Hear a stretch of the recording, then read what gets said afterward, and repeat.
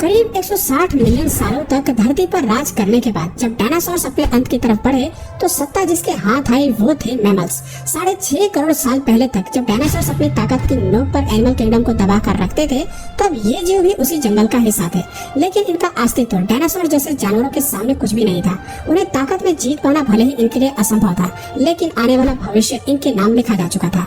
दोस्तों 6 करोड़ साल पहले एस्टेरॉयड की तबाही डायनासोर्स की मौत अपने साथ लेकर आया।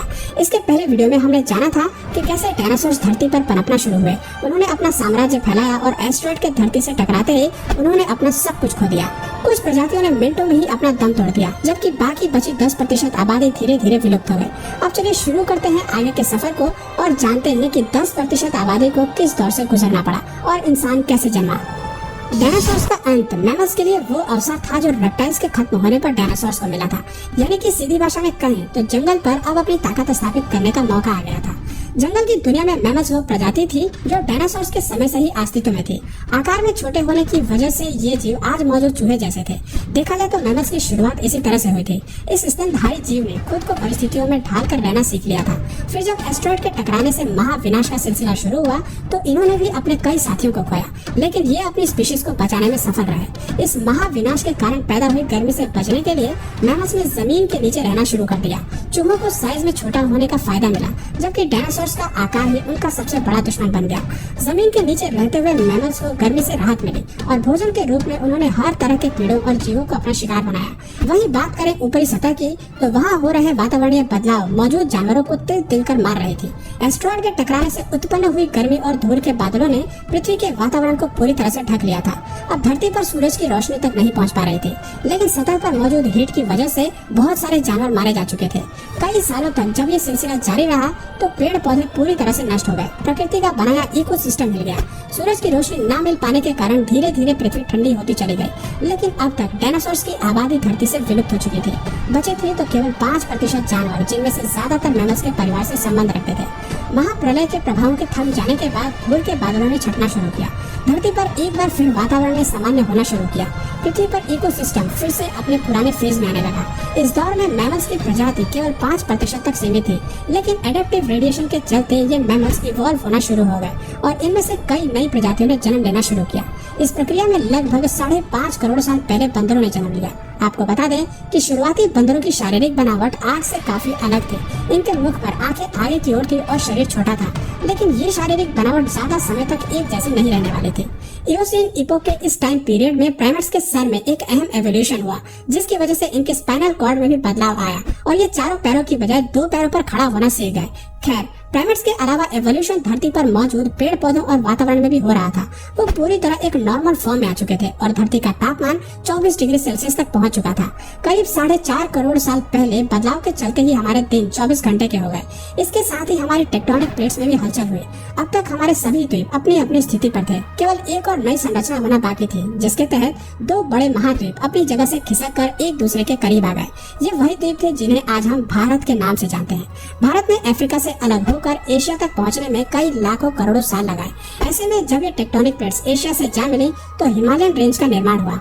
इस निर्माण में कई ऐसी श्रृंखला विकसित हुई जिसके चलते उत्तर में भारत की भौगोलिक स्थिति बदल गई। इसके साथ ही मौसम के पैटर्न में भी भारी बदलाव आया। इस टकराव के चलते दुनिया के सबसे बड़े माउंटेन माउंट एवरेस्ट का भी निर्माण हुआ और इसके निर्माण के साथ ही ये तय हो गया कि आने वाले भविष्य में भारत में कई बड़ी नदियों का भी निर्माण होने वाला है, जो इस पूरे द्वीप की फॉर्मेशन को काफी हद तक बदलने वाला था। खैर, जहाँ एक तरफ धरती के हर द्वीप में विकास शुरू हो चुका था, वहीं दूसरी तरफ एवोल्यूशन की होड़ में जानवर भी अपने आप को काफी हद तक बदल रहे थे। द्वीप को अपने मौजूदा स्थिति में पहुंचने पर जंगलों में भारी गिरावट आ रही थी और मुख्य रूप से ग्रासलैंड्स का निर्माण हो रहा था। उधर जानवर भी घास के मैदानों में रहने के लिए एडॉप्ट हो रहे थे और साथ ही साथ नई प्रजातियों का भी विकास हो रहा था, जो ग्रासलैंड्स में अपना दबदबा बनाने की कोशिश कर रहे थे। पुराने मैमल्स में भले ही दूसरे जानवरों को मारकर खाने की क्षमता नहीं थी, लेकिन अब विकसित मैमल्स ने दूसरे जानवरों का शिकार करके उन्हें मार गिराने की ताकत विकसित कर ली थी और वो दूसरे जानवरों पर अपना दबदबा बनाने में भी कायम हो रहे थे। अब जंगल में मैमल्स की वही स्थिति थी जो कभी धरती पर राज करने वाले डायनासोर्स की हुआ करती थी। लगभग 1 करोड़ साल पहले धरती अपने उस स्वरूप में आ चुकी थी जैसे कि वो आज हमें दिखाई देती है। वातावरण से लेकर पेड़ पौधों तक सब कुछ अपने फुली इवॉल्व रूप में थे।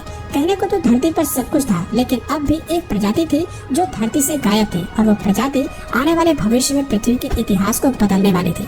जी हाँ, यह प्रजाति थी इंसानों की।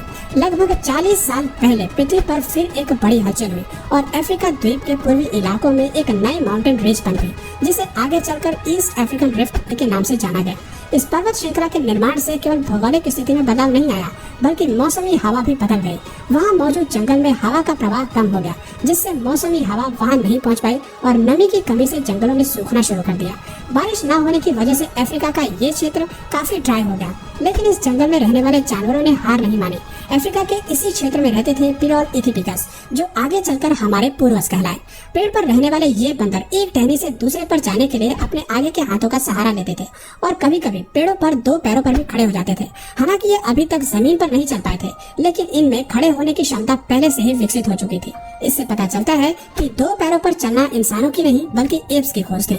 फर्क सिर्फ इतना था कि वो पेड़ों पर रहते थे, लेकिन जलवायु परिवर्तन के चलते जल्दी ही जमीन पर उतरने वाले थे।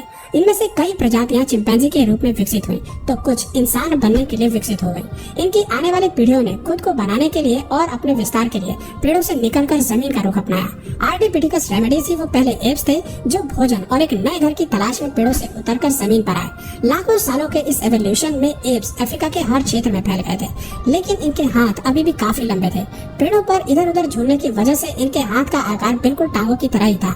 ऐसे में कई हजार साल तक विकास से गुजर जाने के बाद इनके शारीरिक ढांचे में काफी कुछ बदलाव आने लगा था। अब ये 2 पैरों पर बेहतर तरीके से चल सकते थे और ज्यादा से ज्यादा एनर्जी बचा सकते थे। ऐसे में ये ज्यादा दूर तक नजर रख सकते थे, अपने लिए भोजन खोज सकते थे और हाथ की मदद से उन्हें खा भी सकते थे। समय के साथ साथ विकास की ये प्रक्रिया चलती रही, जिससे एप्स के शारीरिक ढांचे के साथ उनके स्कल की बनावट में भी बदलाव होता गया। पहले जो सर आकार में छोटा था, अब वो बढ़ता गया। 23 लाख साल पहले होमो हेबिलिस वो पूर्वज थे जिनके दिमाग का आकार बढ़ गया। आकार बढ़ने की वजह से ये जान गए कि बुद्धि को किस तरह से अपने सर्वाइवल के लिए इस्तेमाल किया जा सकता है। बुद्धि का कमाल दिखाते हुए सबसे पहले हमारे पूर्वजों ने पत्थर को हथियार के रूप में शार्प करना सीखा। जैसे ही उनकी ये तरकीब काम आई, होमो हेबिलिस जान गए कि पत्थर को कैसे हथियार के रूप में इस्तेमाल किया जा सकता है। जैसे जैसे ये जीव हथियार को इस्तेमाल में लाए, उनके हाथों की उंगलियों और अंगूठों को भी मजबूती मिलनी शुरू हो गई। अब ये जान गए कि हथियार के इस्तेमाल से कैसे समूह में शिकार किया जा सकता है और अपनी भूख को शांत किया जा सकता है। आपको बता दें कि होमो इरेक्टस वो पहले पूर्वज थे जिन्होंने समूह में शिकार करना शुरू किया। साथ ही इन्होंने सबसे पहले आग की खोज मानव के भविष्य को ही बदल डाला। हम सभी जानते हैं कि मानव इतिहास में आग की खोज सबसे बड़ी खोज थी। आग के इस्तेमाल से होमो इरेक्टस जल्दी ही मांस को पकाकर खाना सीख गए। आग ने हमारे पूर्वजों को केवल ठंडी से सुरक्षा ही नहीं दी, बल्कि दिमाग के इस्तेमाल के लिए उन्हें प्रोत्साहित भी किया। अगर आप सोच रहे हैं कि कैसे, तो आपको बता दें कि आग के इस्तेमाल से भोजन को चबाने में लगने वाली ऊर्जा कम हो गई। अब वो अपनी इस ऊर्जा को बुद्धि के विकास के लिए इस्तेमाल करने लगे, जिसकी वजह से आने वाली पीढ़ियां बड़े दिमाग के साथ पैदा हुई। एक बड़े दिमाग के साथ लगभग 2 लाख साल पहले इंसान अपने आज के रूप में विकसित हो गए। उनकी आवाज की नली भी अलग ढांचे में विकसित हो गई, जिसकी वजह से वो अलग तरह की आवाज निकाल सकता था और अपने लोगों के साथ संचार कर सकता था। एक बार आवाज विकसित करने के बाद अब इंसान अपनी बात को दूसरों तक पहुंचाने लगा और धीरे धीरे एक सामाजिक ढांचे में रहना सीख रहा था। हालांकि हम अपने आज के रूप में आ चुके थे, लेकिन कई आविष्कार अभी भी बाकी थे। अपने लिए एक समाज, घर और नगर का निर्माण करना बाकी था। कहने को आज भले ही मनुष्य अपनी एडवांस स्टेट में है, लेकिन आज भी एवोल्यूशन जारी है। मनुष्य आज भी बदल रहा है और उसका एवोल्यूशन जारी है। पर अब इस पूरी एवोल्यूशन की प्रक्रिया को डिटेल में बताने लगा तो ये वीडियो काफी लंबी हो जाएगी। अगर आप कहेंगे तो मैं इसका पार्ट 4 भी जरूर बना दूंगा, इसलिए आप कमेंट में अगर चाहिए तो पार्ट 4 जरूर मेंशन करिए। तो दोस्तों, आज की वीडियो में बस इतना ही। अगर इस वीडियो से आपको कुछ नया जानने या सीखने को मिला या फिर इंटरेस्टिंग लगा, तो प्लीज इस वीडियो को एक लाइक करके अपने फ्रेंड्स और फैमिली में से जरूर शेयर करें। और यदि आप इस चैनल पर नए हैं तो प्लीज इस चैनल को सब्सक्राइब करके बेल नोटिफिकेशन आइकन को ऑन कर लीजिए, ताकि हमारे आने वाले वीडियोस आप मिस ना करें। मिलते हैं फिर किसी वीडियो में नए टॉपिक के साथ। तब तक के लिए नमस्कार।